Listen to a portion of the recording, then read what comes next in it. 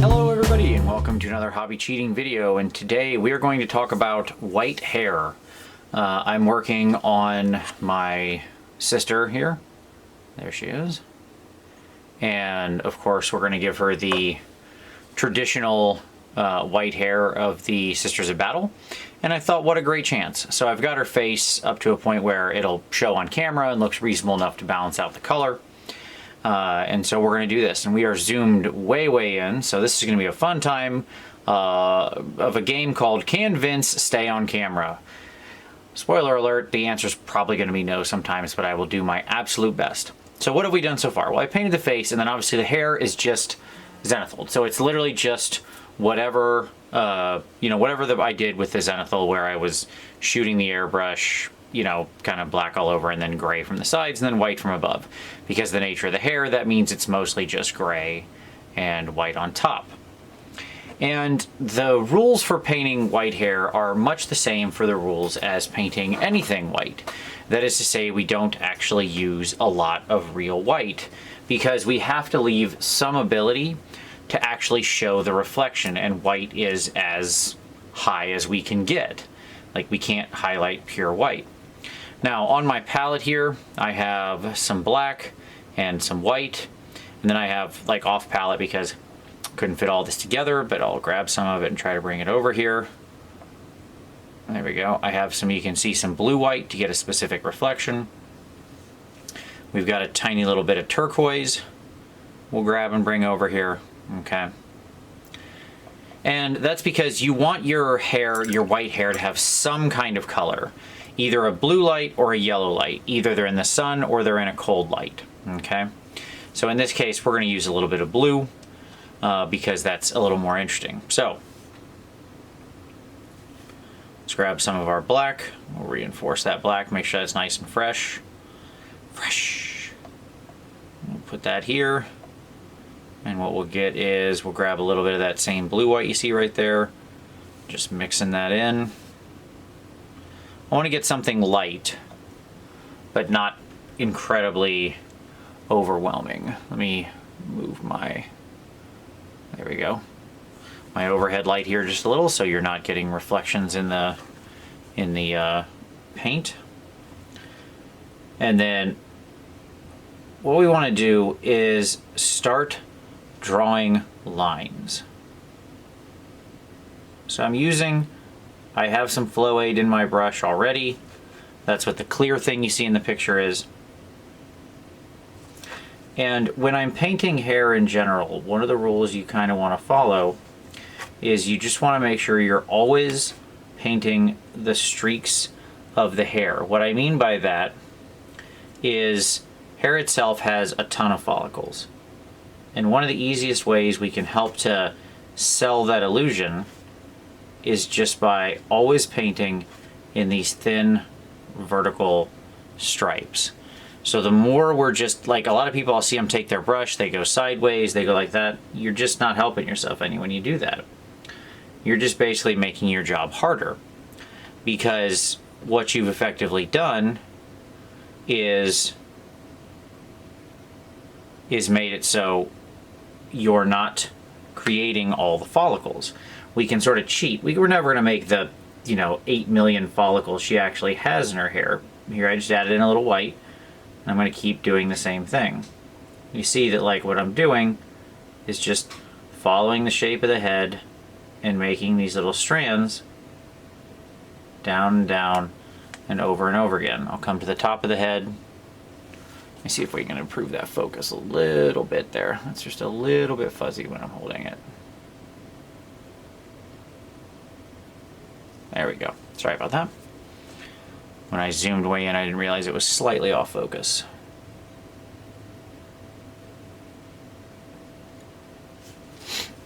Now the nice part is we have a lot of space. You can do a lot with near white. Things will look white until something truly white goes next to them.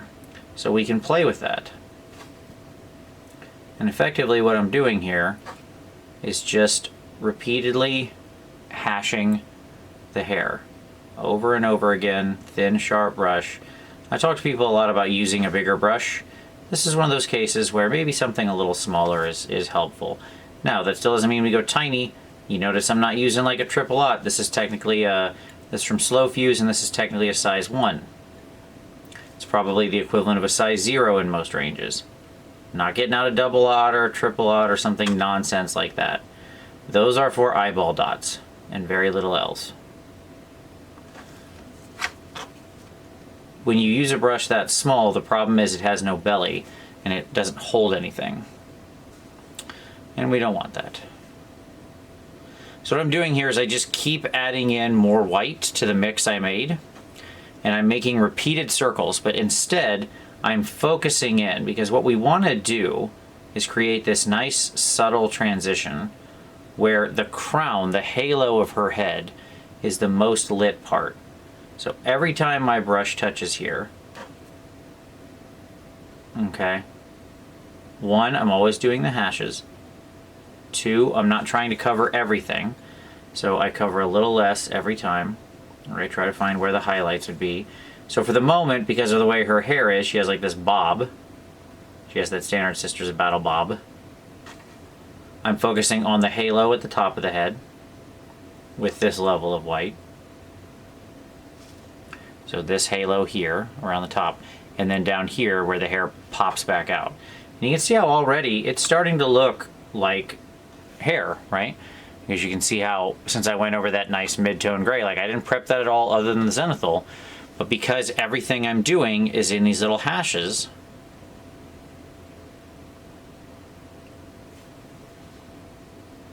and the flow improver is the key here, because that's what gives you those nice sharp lines. I will say, whenever you're doing anything around the face, be careful. I actually painted the few hairs right around the face before I went live, because I didn't want to try to do those on camera at this bad angle and then screw up and put a line of paint down the face. It could be fixed, but it's just annoying. It's always just paint. We can fix anything.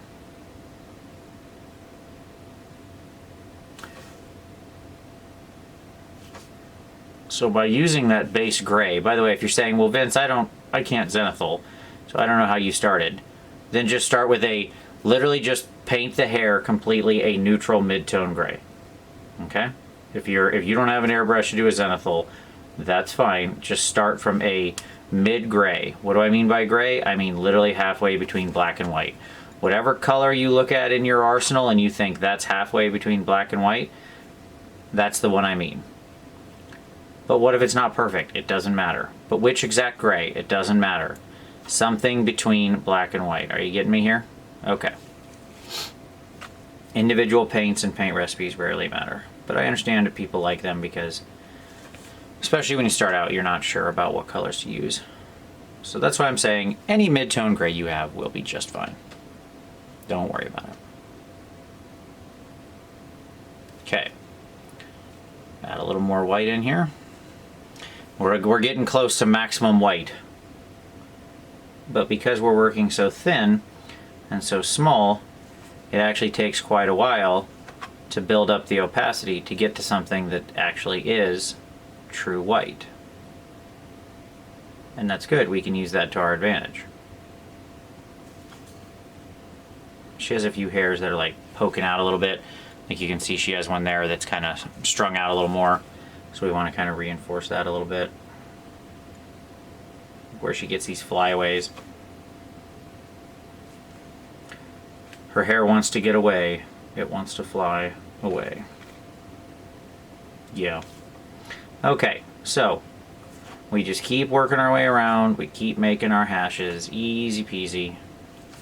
Nothing tricky about what I'm doing here. I'm just making little lines. You can make little lines. I can make little lines. We can all make little lines. We all love little lines. Okay?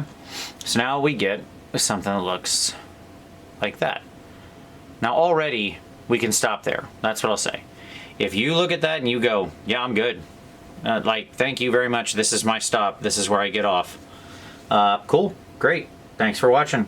Glad to help. All right? And there's absolutely nothing wrong with that level of painting white hair. Sorry, I had a little bit of, I got somewhere I didn't want it there. You want to make sure you really reinforce this area that frames her face. You want that to have a nice white reflection, especially down here near the tips and the lower part and the part that swings over her face. That's what I was doing there. And you want that because you want that maximum contrast between the edge of the hair, where it would be the thinnest, and her actual face.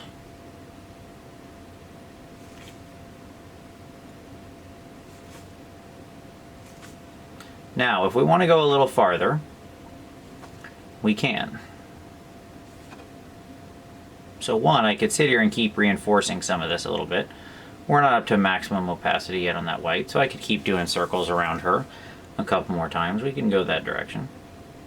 We can also go the other direction. So the other thing we can do is take some of that. I've already been working some of that pale blue-gray in there, but let's actually take a little bit of this this turquoise and get it here into our gray color. And you see, I'm not having a huge effect. It's pretty minimal. Grab a little touch of that black. Right? Like, that's got some blueness to it, but it's pretty weak.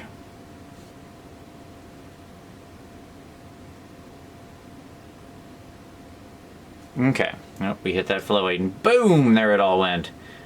That's what I get for working in a tiny space. That's alright.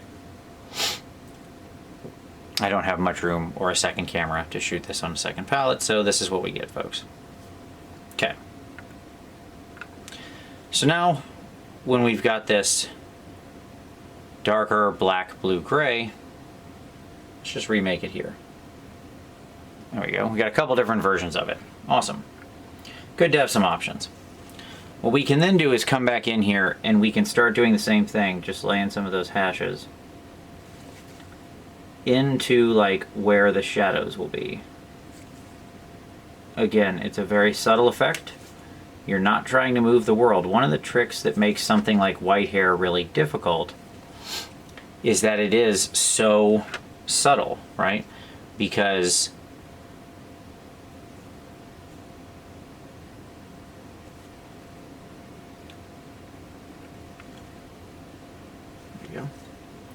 this is the darker side of her head, so we'll darken it up a little bit. Because if we jump like straight from black to white and put in these big, you know, black lines, it's gonna, like, the contrast will go to the maximum level, but it'll look insane. Because the reality is her hair doesn't get that dark. There's not just like black hair hiding out amongst this white bob, right? So here again, you can see I focused in those hashes, and you see how it creates that nice frame of her head. We reinforce the contour of that bob right there. We can do the same on this side. Again, all little thin hashes, brushes barely touching.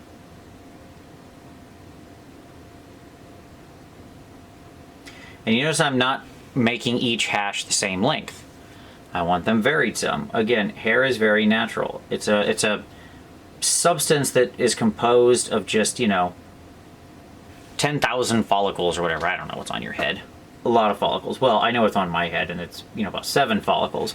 But on most people's head, it's probably a lot of follicles. And the key is that we don't want to just go like universally across the side and say everything is going to run from this spot to this spot. And I go, you know, 1/8 of an inch, 1/8 of an inch, 1/8 of an inch, 1/8 of an inch, 1/8, 1/8, 1/8, 1/8. If you do that, it's just going to ring unbelievably false. Some of them need to be kind of long. Some of them need to be kind of short, and so on and so forth. Some of them need to be a little more blue. Some of them need to be a little more gray. Some of them need to be a little more black, right? And by alternating in this way, what you get is this really nice layered effect.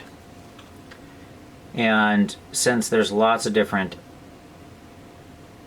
levels, but we're always focusing in, so I'm always bringing the most shadow to right here where the hair is tucked under, or where there's these little division lines, or whatever, because she has these kind of larger folds in her hair where like little, you know, clumps of hair have gotten together or whatever it is.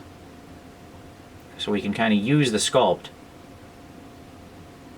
to our favor, because the more of this darker color we have, the more this will look like white. Like I said, things don't just look like they look. If I show you the color like ivory alone, it'll look pretty white probably. If I set it next to black, it'll look pretty stark white. If I set it next to actual dead white, it'll look pretty yellow. Colors have sort of value when they're placed against, you know, other colors that are around us. We don't think about it most of the time because we live in a world that's full of all sorts of different color and interpretation and things that are happening all around us. Oh, sorry. There you go. See? Knew it was only a matter of time.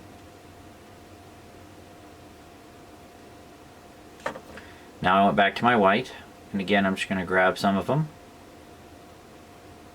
And I'm going a little bit out of my previous zone to, again, where I put some of that gray. Now I want to tint some of those hairs that I turned a different color.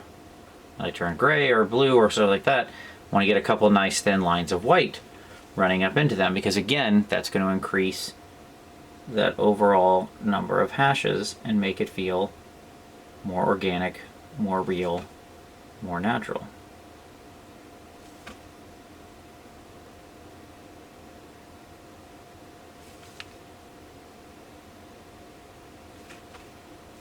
Okay. I also leave the back of the head a little less bright than the front of the head. That's just a personal thing. Like, I like the look of the sort of front of her face being more light than the back. But, you know, your mileage may vary there. There's not like some essential thing about that. It kind of, you want to draw the attention. In general, I like the back of the figure being lit a little less than the front of the figure. I just think visually it works, especially if it's a subtle effect. The final thing we want to do is we're going to take some of that same shadow color we had. And she has this center line on her head, right? So we're just going to go ahead and drop some of that shadow color right in there. Okay.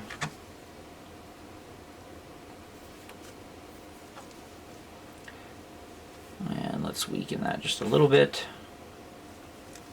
And then what I'm going to do is from goodness sakes, from this center line, we're just going to do some little hashes out.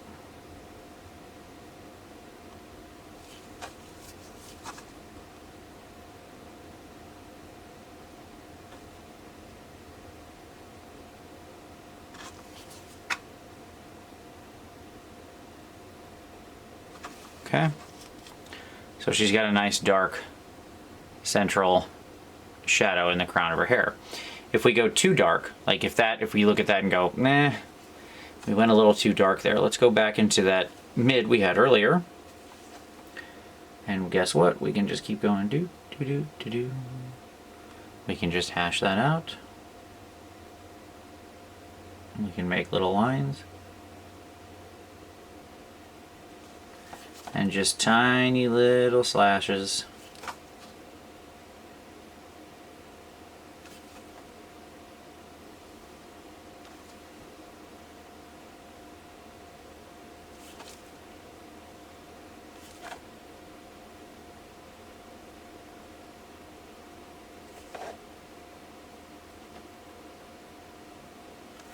And we can soften that up, and then what we get is that nice dark effect, which again helps to reinforce the halo. So there we go. Finally, we'll go to a little bit of that pure white with just a teeny tiny baby amount of blue in it, just to set our light temperature. And we're just going to place our final highlights of the crown.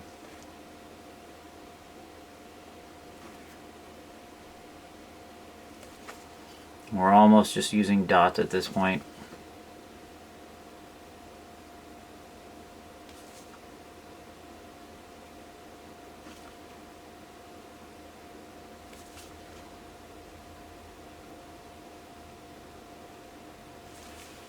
And there we go. What we get is that nice reflective sheen that I think looks very much like white hair. You can adjust the amount of black or blue or stuff like that in it if you want, depending on where you want to go. But I think that looks pretty good. Very Sisters of Battle, very much like a sort of the satin sheen we would expect from the, you know, the way their hair traditionally looks. And that's it. I mean, it's a really simple process, but it is somewhat time consuming, right? Because what you're doing is you need a paint, you need some white, some black, and then some kind of interference color, like I said. You can use a little bit of sepia if you want to have a more, you know, leaning into blonde or something like that. You use blues very subtly. When I say use blue, I think most people get the idea that like they're gonna take some kind of blue and just go nuts, right? Like they're gonna take this kind of a blue and just start mixing that into the hair, and that's not what I mean. That's no. You saw how I mixed it in here, where it was like this very subtle effect, and then it's very thin, and it's a glaze, right? Like this is almost of a glaze consistency when I was putting in these little hashes and stuff.